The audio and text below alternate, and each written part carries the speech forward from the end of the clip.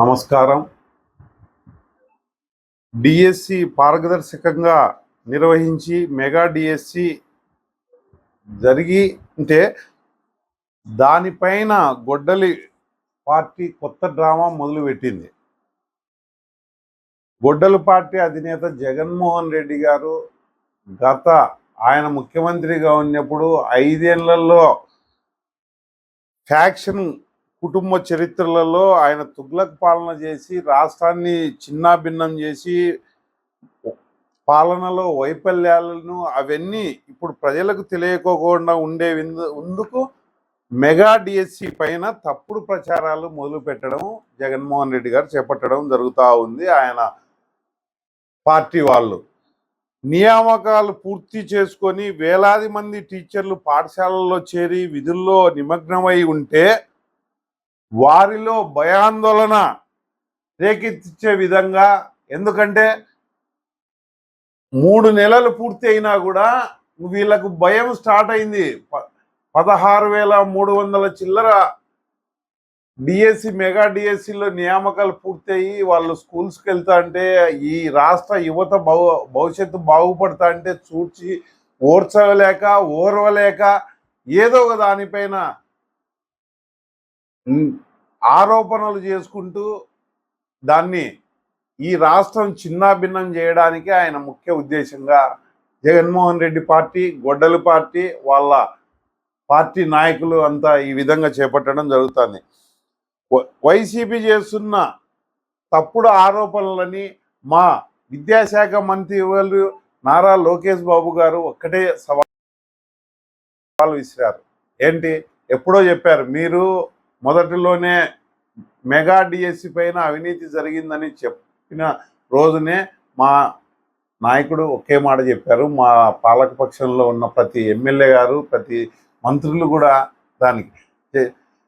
లోకేష్ బాబు గారు డైరెక్ట్ ఏం చెప్పారు, మీరు ఎక్కడ అన్యాయం జరిగిందో నాకు తీసుకురండి, లేదు ఎక్కడన్నా కానీ మీరు చెప్పిన ప్లేస్కైనా నేను వస్తాను, అవినీతి జరిగింది, అన్యాయం జరిగిందని ఏదైనా నిరూపించండి, దాని గురించి మాట్లాడదాం, దాన్ని ఏమైనా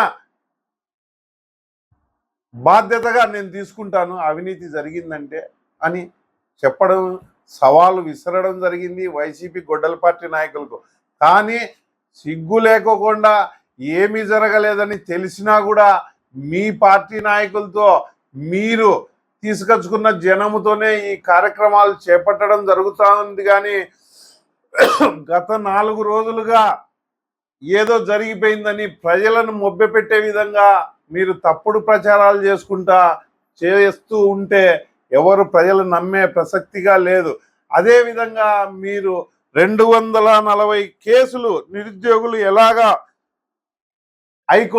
కేసులు కూడా వేయడం జరిగింది. 240 కేసులు వేయడం అంటే నిరుద్యోగులుగానే ఉండిపోవాలి, వాళ్ళకు ఉద్యోగాలు రాకూడదనే మీ పార్టీ మీ నిర్ణయాలు ఎక్కడ బయటకు వస్తాయో అని మీరు ఈరోజు తాపత్రపడుతున్నారు.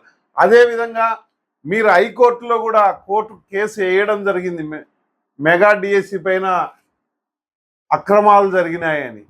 కోర్టు కూడా చివాట్లు పెట్టింటే మీ లాయర్లు కూడా తప్పైందని చెప్పి ఒప్పుకొని కేసు రిటర్న్ తీసుకోవడం జరిగింది. అంటే ఇంకా ఏమి మీకు అత్యున్నతమైన ఈ రాష్ట్రంలో హైకోర్టు లాంటి న్యాయస్థానమే కూడా చెప్పినా కూడా మీకు ఏదో ఒకటి ప్రజలను ఇబ్బంది పెట్టే విధంగా తప్ప వేరే ఉద్దేశం లేదు.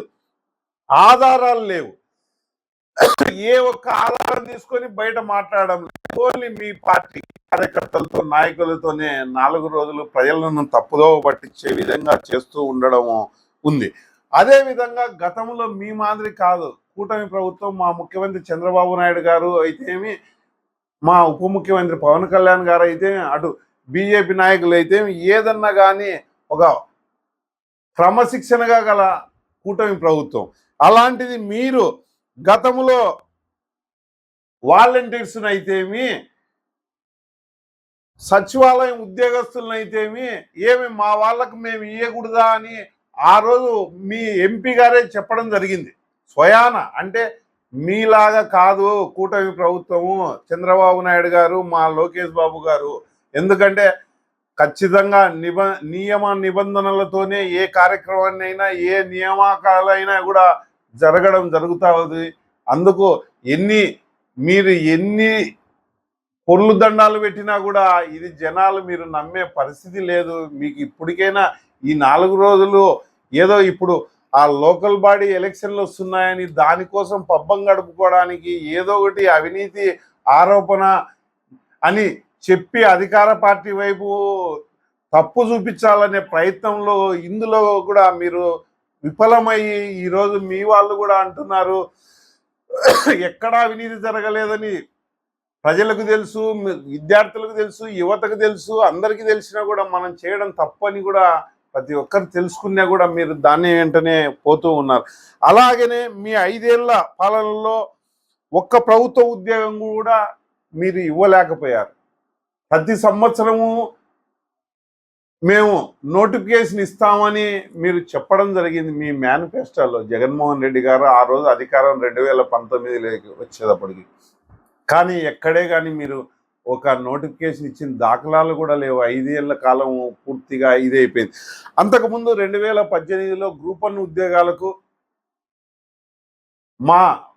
ఇప్పుడున్న ముఖ్యమంత్రి, అప్పుడు మా ముఖ్యమంత్రి చంద్రబాబు నాయుడు గారు గ్రూప్ 1 నోటిఫికేషన్ ఇవ్వడం జరిగింది. నోటిఫికేషన్ ఇస్తే దానిలో కూడా తర్వాత అధికారంలోకి వచ్చిన జగన్మోహన్ రెడ్డి ఏమి చేశాడు? ఫిలిమ్స్, మెయిన్స్ పరీక్షలు నిర్వహించి పేపర్లను ఏ విధంగా దిద్దారో చూసి అఖిల భారత సర్వీస్ అధికారులు ముక్కున వేలేసుకున్నారంటే ఒక్కసారి ఈ రాష్ట్ర యువత ఎవరు మర్చిపోయే పరిస్థితి లేదు మీరు చేసిన తప్పులను. ఎందుకంటే అర్హత లేని వారితో హ్యాండ్ లాడ్స్ ఇచ్చి మీ ఇళ్లలో పనిచేసే వాళ్ళు, డ్రైవర్లు, రిక్షా తొక్కిన వాళ్ళతో, ఆటో నడిపిన వాళ్ళతో గ్రూప్ 1 లాంటి అత్యున్నత పరీక్ష పేపర్లను దిద్దించడం జరిగింది. ఆ రోజు మీరు అంటే ఎలాంటి స్థాయిలో దాన్ని అవినీతిగా చేశారు అనేది. దీనివల్ల ఈరోజు 160 మంది పైగా జగన్మోహన్ రెడ్డి ముఖ్యమంత్రి కడప జిల్లా పరిషత్ జరిగిన కారుణ్య నియామకాలు కూడా ఇదే విధంగా జరిగింది. అదేలాగంటే ఆయా కుటుంబాలలో ఎవరు కూడా చనిపోకపోయినా కూడా ఏదో ఒకటి సాగు చూపించి 15 కారుణ్య నియామకాలు చేపట్టడం జరిగింది. కానీ ఒక్కొక్కరి దగ్గర 10 నుంచి 20 లక్షల రూపాయల వరకు లంచాలు తీసుకొని అక్రమ ఉద్యోగాలు కట్టబెట్టారు. 2004 నుండి 2009 వరకు జగన్మోహన్ రెడ్డి తండ్రి హయాంలో 2006లో రాష్ట్ర వ్యాప్తంగా డిఎస్సి పరీక్షలు నిర్వహిస్తే కడప జిల్లాలో అభ్యర్థుల జీవితాలను నాశనం చేస్తూ మీ మేనమామలు, సమీప బంధువులు కోట్లాది రూపాయలు కుంభకోణానికి తెరలేపింది వాస్తవం కాదా జగన్మోహన్ రెడ్డి గారు? గొడ్డలి పార్టీ వాళ్ళను మేము అడుగుతున్నాం.